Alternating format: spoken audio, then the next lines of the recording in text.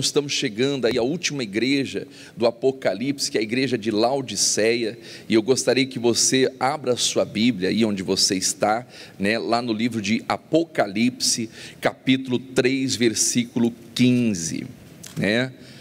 Nós vamos ver hoje aqui como que Deus ele bate a porta, né?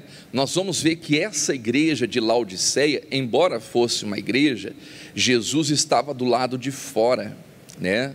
Jesus estava do lado de fora e ele fala acerca da igreja.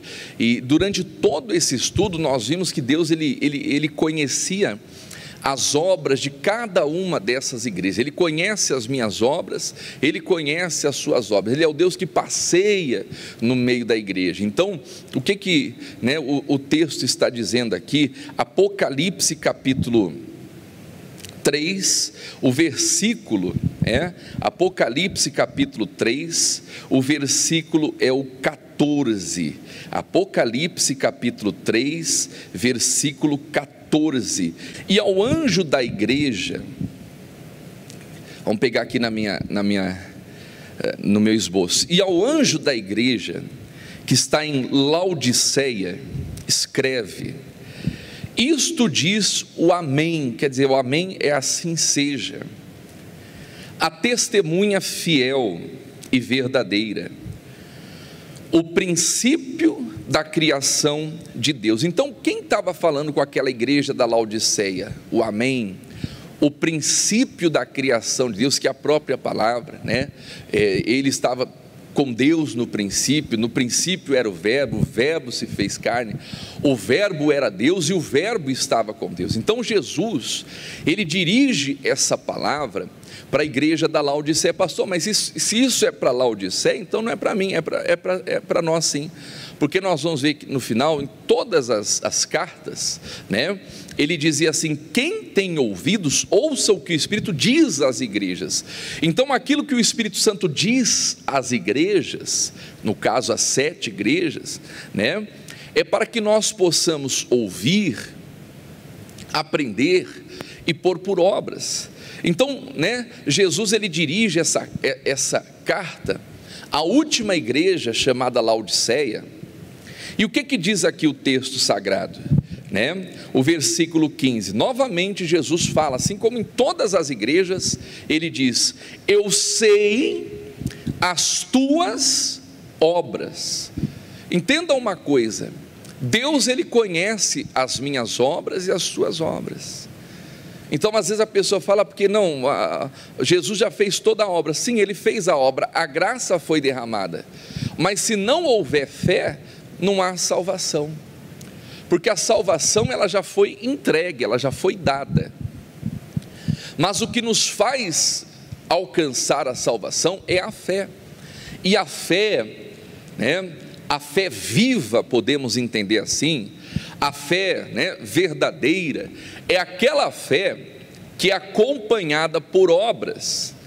Quer dizer, se não houver obras, não há fé, e se não houver fé, não há salvação. Então Jesus estava dizendo: eu sei as tuas obras, eu conheço as tuas obras, né? O que mais que ele diz aqui, ó?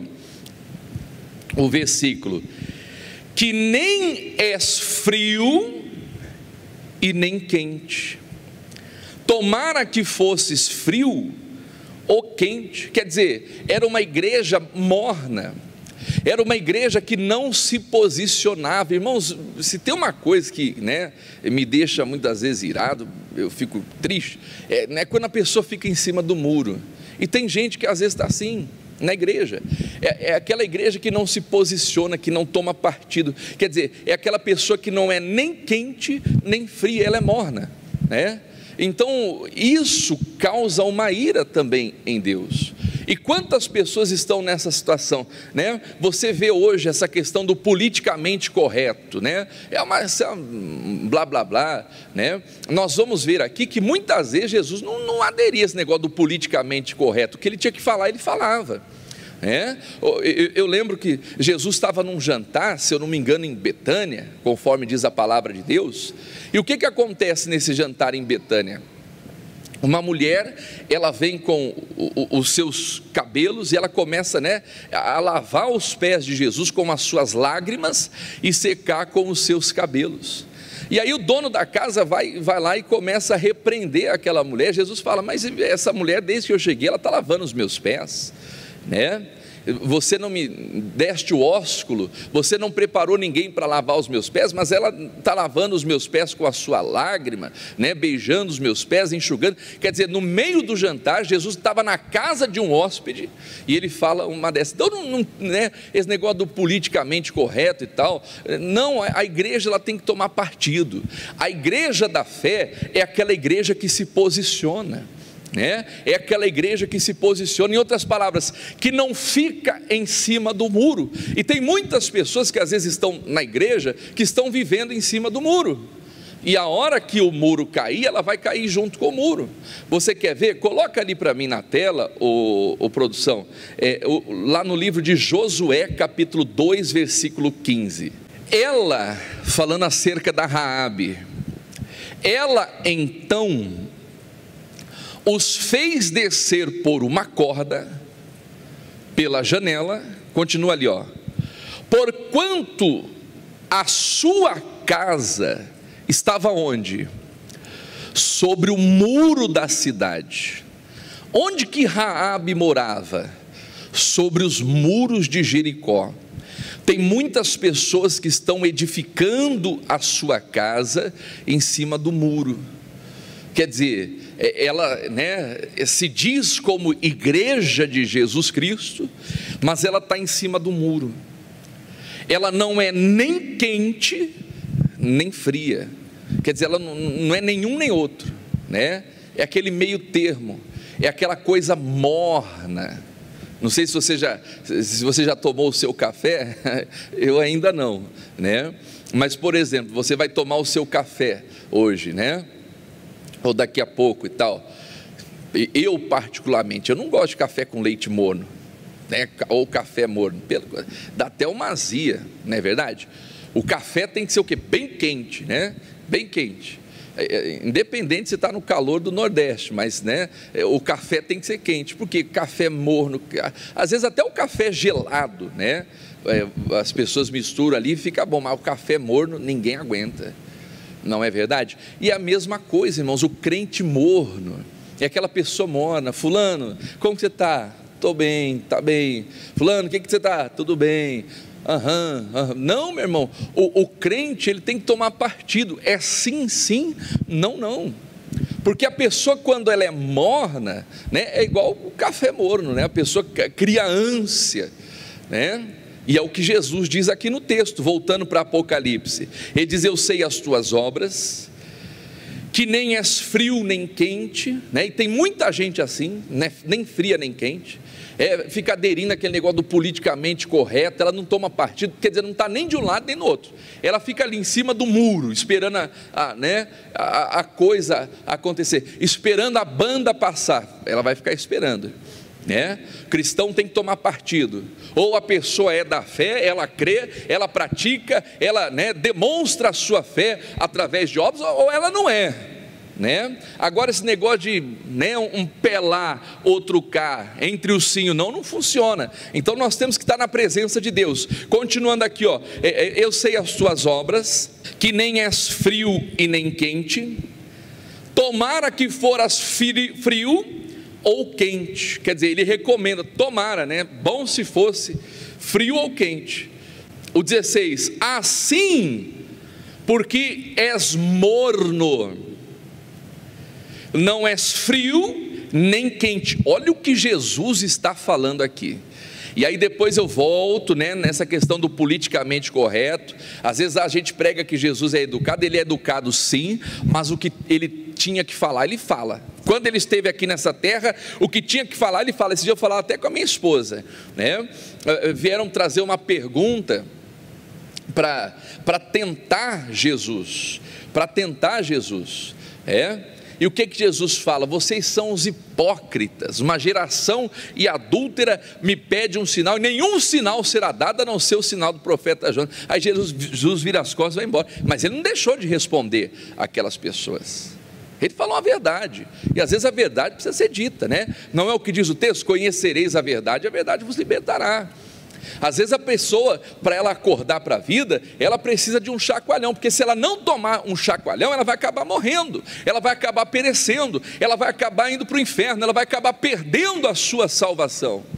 Assim como a igreja de Laodiceia achava que estava tudo bem, era uma igreja que achava que não precisava de nada. E quantas pessoas que me assistem agora, que me acompanham agora, que acham que não precisa de Deus, que não precisa, né, da salvação do Espírito Santo, da palavra de Deus, acha que ser crente é coisa de religioso, bitolado, né? A pessoa tem lá o seu diploma, tem ali o seu pé de meia, não, eu estou bem, agora nessa fase do coronavírus, eu já tenho meu pé de meia, eu estou bem, eu não preciso de mais nada. Cuidado.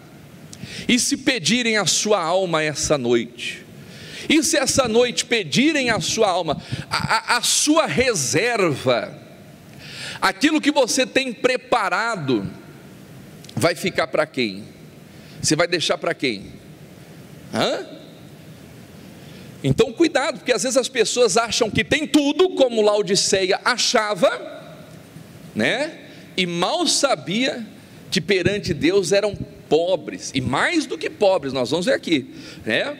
Diz aqui o texto: assim, porque és morno e não és frio nem quente, vomitar-te-ei da minha boca. Como dizes, rico sou, estou enriquecido e de nada tenho falta. Olha aqui para o pastor Helder.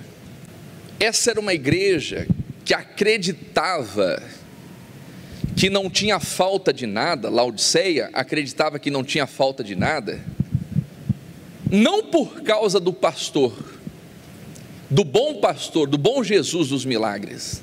Ele é o bom pastor. O salmista, o contrário da Laodiceia, ele dizia assim: o Senhor é o meu pastor, nada me faltará. Isto é, eu não tenho falta de nada, porque o Senhor é o meu pastor. Quer dizer, o salmista confiava no pastor, em Jesus. Não estou falando do pastor Helder, né? Eu sou um comedor de arroz e feijão, mas eu estou falando aqui do pastor que deu a vida pelas suas ovelhas, que é Jesus. Então o salmista, ele não tinha falta de nada. Por quê? Porque o Senhor era o pastor dele.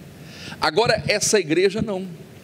Ele dizia assim: rico estou enriquecido e de nada tenho falta. Por quê? Porque eles confiavam nas riquezas, porque eles confiavam na fortuna que eles foram amontoando ao longo dos anos. Então tem muitas pessoas que acham que estão bem, que estão seguras, não por causa do pastor que não deixa faltar nada, mas por causa da riqueza. Meu irmão, isso é besteira, isso é ignorância. Por quê? Porque a riqueza pode parar. Você vê agora, você vê, o país está parado, o mundo está parado. Você vê aí nações que são consideradas potências mundial, né? Potências aí no mundo, que está parada, que está tudo parado, né? Você vê ali as pessoas, né? Os chefes dos estados, dos países, né, se descabelando para tentar contornar essa crise na saúde, né, por causa dessa pandemia do coronavírus. Mas, né, dizem que tem a onda do corona, né, essa onda na saúde, só que vem uma onda muito maior no mercado econômico. Em outras palavras, cadê as riquezas? O que as riquezas, o que os recursos dessa terra podem fazer por nós hoje? Pode ajudar? Em certo ponto sim, mas você vê as pessoas desesperadas, empresas que talvez, que Deus guarde que isso não aconteça, mas pode acontecer, que vão quebrar. Pessoas que achavam que estavam seguras, que estavam ali, né, confiando nas suas riquezas. Rico sou e estou enriquecido e de nada tenho falta. Quer dizer, confiando nas riquezas em vez de confiar em Deus. O salmista dizia: o Senhor é o meu pastor, nada vai me faltar. Mas Laodiceia dizia: rico sou, estou enriquecido, quer dizer, eu tenho dinheiro, eu tenho tudo, e por causa da minha riqueza, eu não tenho falta de nada. Coitado de quem pensa assim, coitado de quem raciocina assim. Por quê? Porque diante de Deus, olha o que Jesus vai falar aqui. Isso aqui é uma paulada, né? Está na Bíblia. Olha o que o texto diz, né? Como dizes, rico sou e estou enriquecido, e de nada tenho falta.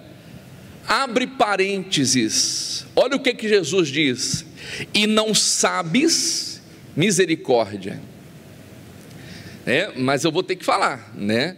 Não sabes que és, olha o que diz o texto, um desgraçado, miserável, pobre, cego e nu. É forte, hein? Que paulada. Não tem nada de politicamente correto aqui. Jesus estava falando rasgado, na lata: doa a quem doer. Não sabes que és um desgraçado, miserável, pobre, cego e nu. Assim são aqueles que confiam nas riquezas. É o que a Bíblia está dizendo. Mas os que confiam no Senhor, pastor Helder, serão como o monte Sião, que não se abalam, mas permanecem para sempre. Meu irmão, se você confia na sua riqueza em momentos como esse, você está correndo risco. Você está correndo risco. Olha Jesus, Jesus já chega falando abertamente para essa igreja. Jesus estava dizendo: não sabes que és um desgraçado, miserável, cego e nu. Quem, pastor? Aqueles que confiam nas riquezas. A nossa confiança, ela tem que estar em Deus. A nossa confiança, ela tem que estar no Senhor. Se você confiar em Deus, meu irmão, minha irmã, você vai vencer essa situação.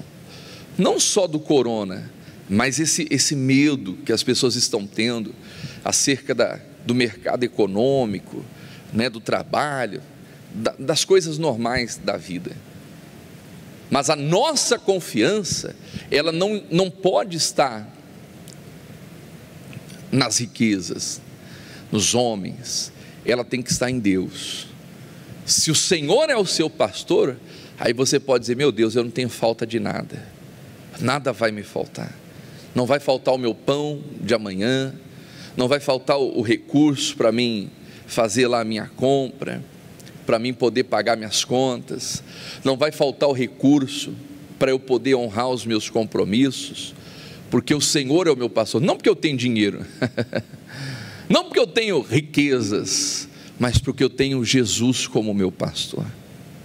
Meu irmão, Ele te sustenta, Ele te sustenta. Nós temos que aprender a confiar em Deus. Deixa marcado aí na sua Bíblia, coloca lá no Salmos 3, diz assim: Senhor, como se tem multiplicado os meus adversários. Ele diz assim: são muitos os que se levantam contra mim. Isso era o que o Davi estava vivendo. Agora, olha o que as pessoas diziam, versículo 2: muitos dizem da minha alma, não há salvação para ele em Deus. Então, existe o que está acontecendo, e se nós olharmos à nossa volta, estamos cercados aí de uma tribulação muito grande. Não sei quanto tempo vai passar sim, porque tudo passa. Faço votos que passe logo, e glórias a Deus. Mas os inimigos vão se multiplicando, Então existe o fato, o que está acontecendo, mas também existe o que as pessoas dizem. Muitos dizem: não há salvação para ele em Deus. Quer dizer, quando as pessoas olhavam para Davi, achavam que ele ia cair, sucumbir, ia ser destruído. Isso é o que as pessoas dizem.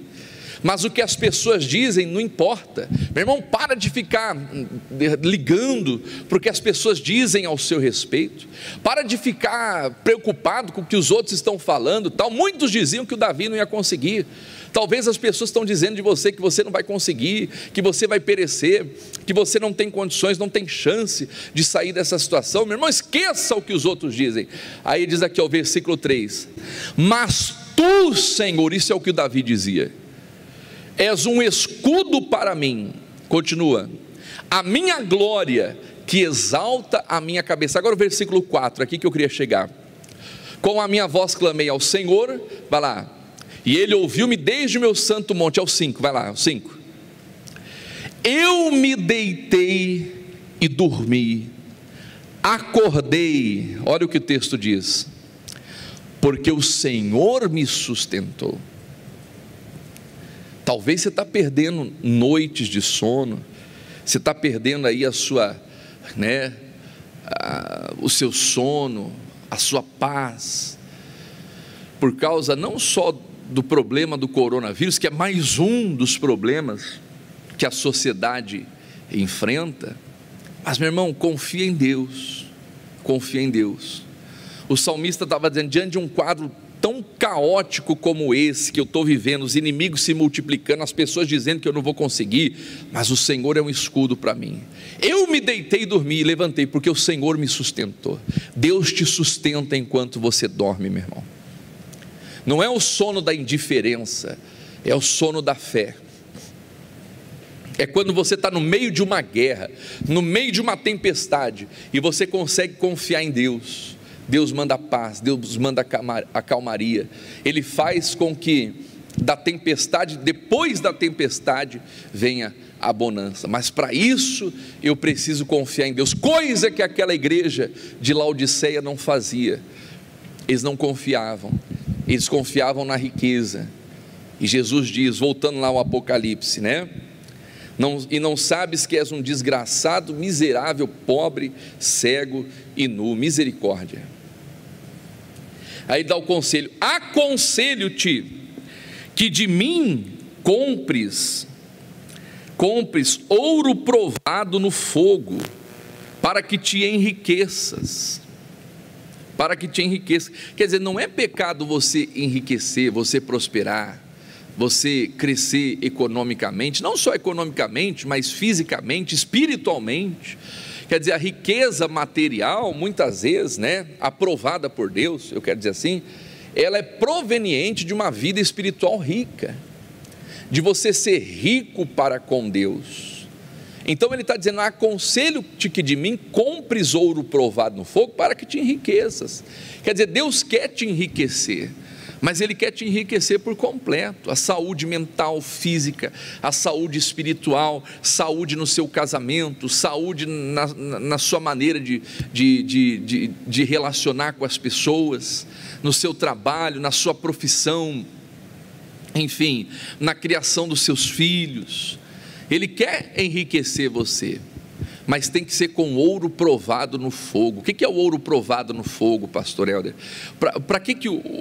O que o fogo ele faz com o ouro? Ele purifica, O fogo ele é para refinar o ouro. Tanto a prata quanto o ouro, eles eram purificados no fogo, Porque às vezes a pessoa está enriquecendo com ouro sujo, com dinheiro sujo, com riquezas sujas, com falcatruas, com mentiras, com propinas e tantas outras coisas. Quer dizer, ela está conseguindo construir um império, mas não com ouro provado no fogo.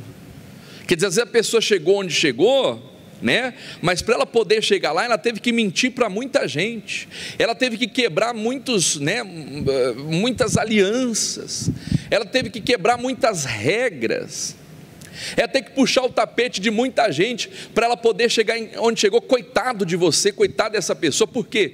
Porque o ouro que ela tem não vai valer de nada, perante Deus é pobre. Mas, meu irmão, se você quer prosperar, se você quer enriquecer, que seja com ouro provado no fogo, purificado, no nome de Jesus, Em outras palavras, que seja com santidade, de uma maneira limpa. Meu Deus, se o Senhor tem algo grande para mim, o Senhor vai colocar Mas se não tiver, eu não vou passar a perna em ninguém, não vou precisar puxar o tapete de ninguém, não vou precisar mentir para as pessoas para poder crescer. Não, meu Deus, que a obra seja do Senhor. Se eu tiver que comer arroz com feijão, mas com dignidade, meu Deus, que assim seja, né? E aí a pessoa vai, né, adquirindo ouro provado no fogo, e aí Deus vai enriquecendo ela. Meu irmão, que a sua riqueza venha de Deus. E quando a riqueza de alguém vem de Deus, ela não confia na riqueza, ela confia em Deus.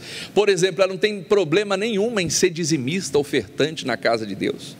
A pessoa, quando, né, a riqueza veio dela, da capacidade dela, da sabedoria dela, e ela confia na riqueza dela, ela ouve o pastor falar, por exemplo, de dias de oferta, ela vê o missionário falando do patrocinador, ela fica revoltada. Mas quando a pessoa adquiriu ouro provado no fogo, ela conseguiu com dignidade, com honestidade, ela sabe que aquilo que ela tem vem de Deus, então ela tem prazer em semear na obra de Deus, em ser coluna da casa de Deus. Não só em ser coluna da casa de Deus, mas também, né, em estender a mão para o próximo, em ajudar as pessoas, e por aí vai. E glórias a Deus. Amém, queridos? Ela tem prazer em semear, em plantar. Esses dias eu falava com a minha esposa, e Deus tocou no meu coração para ajudar uma pessoa, e senti de Deus, falei: Deus está aqui, eu vou ajudar. E glórias a Deus, você faz isso com prazer, não por mérito próprio, né? Mas meu Deus, é prazeroso você ver as pessoas sendo ajudadas, você poder ajudar as pessoas. Mas por que, pastor Helder? Porque aquele ouro, ele é provado no fogo. Quer dizer, a pessoa vai conseguindo com dignidade, e aí Deus vai abençoando, e glórias a Deus. Ele dá esse conselho, que compres ouro provado no fogo, para que te enriqueças. Que mais? E vestes brancas, para que te vistas, e não apareça a vergonha da tua nudez, e que unja os teus olhos com colírio, para que vejas. Olha o 19, eu repreendo, meu irmão, a repreensão é uma coisa boa, eu repreendo e castigo. A repreensão e o castigo também não é ruim, é bom. A todos quanto amo, sê zeloso e arrepende-te. Às vezes Deus tem que falar com a gente de uma maneira mais, né, aquele chacoalhão, para a pessoa acordar, né? Porque às vezes fica falando manso, delicado, ô irmãozinho, ô tal, a pessoa está lá, mas está entrando por aqui, ó, e está saindo por ali. Mas como que Jesus estava batendo na porta aqui? Nós vamos ver, né? Ele diz aqui, ele dá esse conselho, ele diz: eu repreendo e castigo a todos quanto amas. Olha o que o Salomão, na sua sabedoria, dizia. Provérbios, deixa eu pegar aqui, ó, Provérbios 27, do 5 ao 6, eu leio aqui, ó: melhor é a repreensão aberta do que o amor encoberto.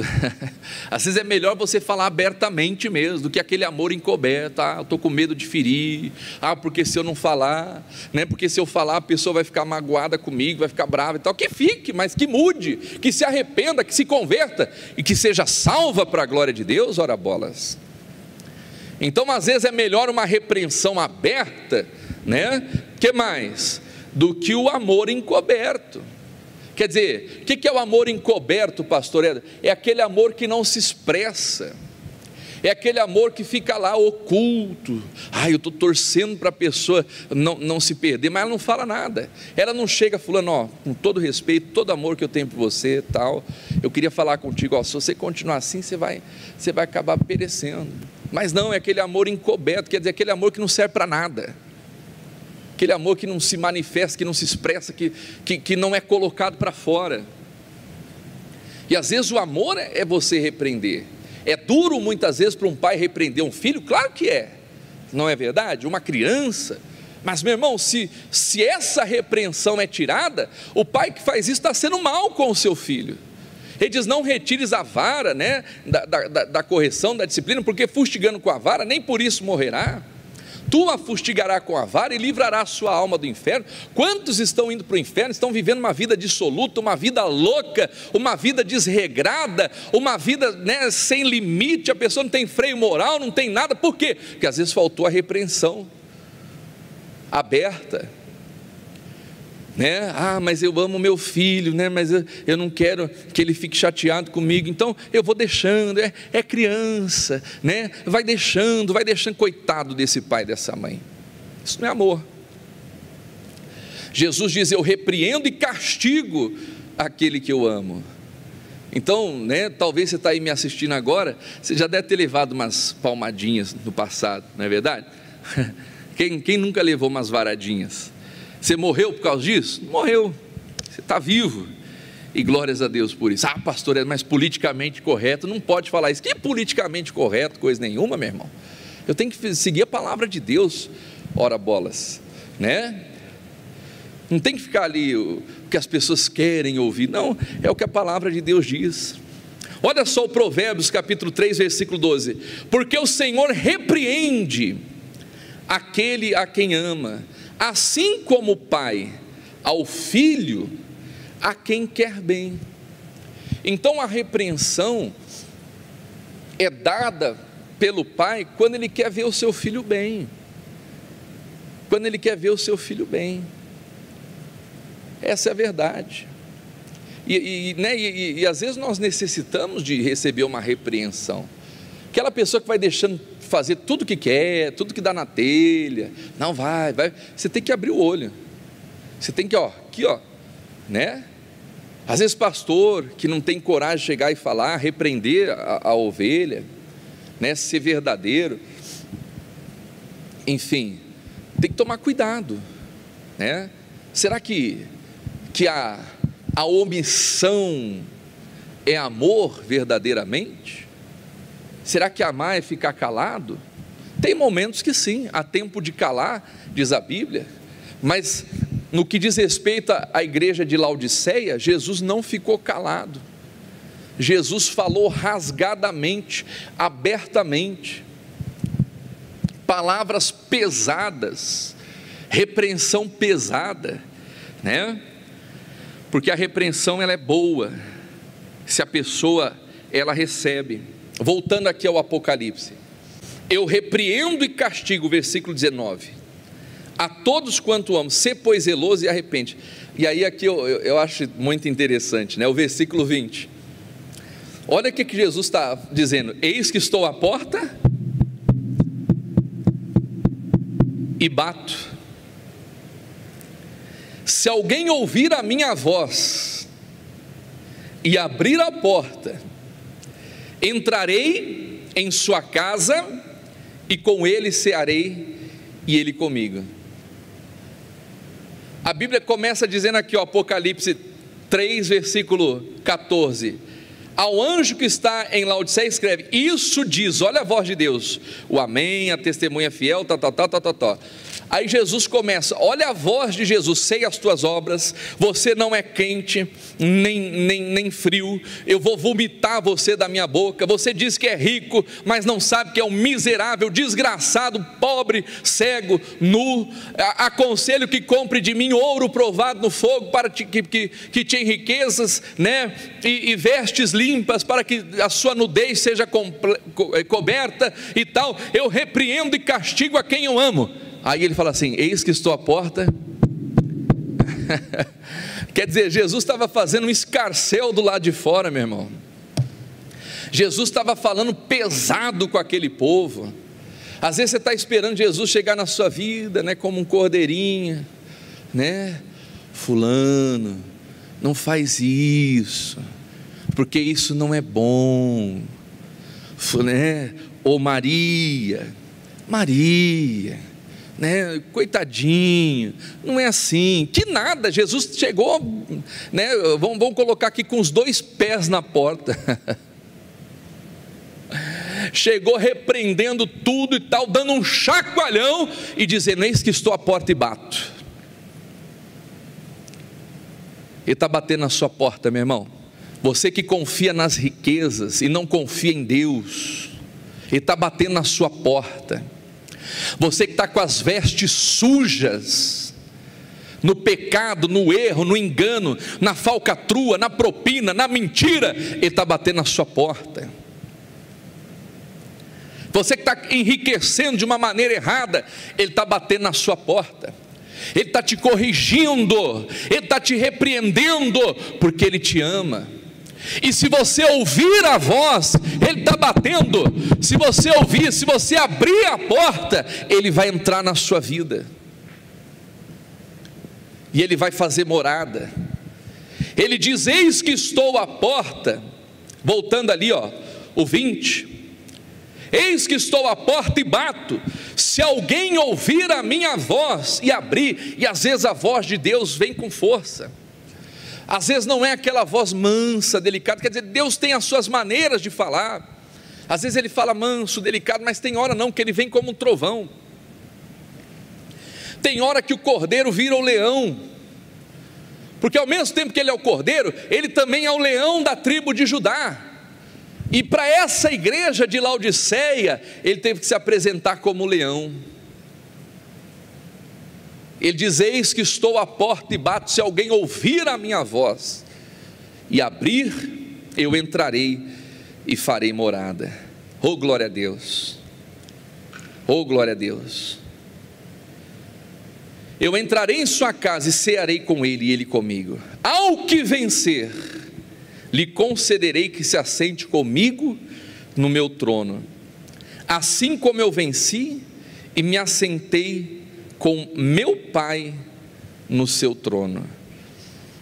Quem tem ouvidos, ouça o que o Espírito diz às igrejas.